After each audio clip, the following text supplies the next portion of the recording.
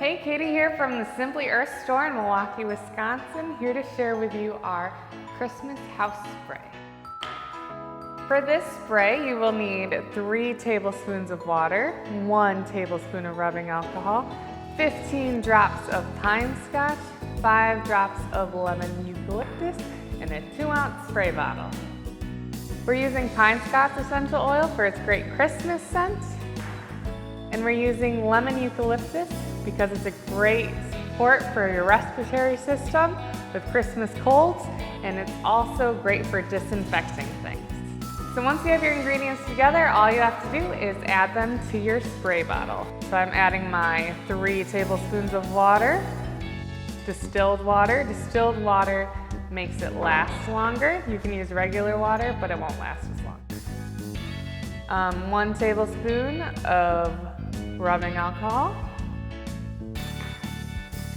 15 drops of pine scotch, and 5 drops of lemon eucalyptus.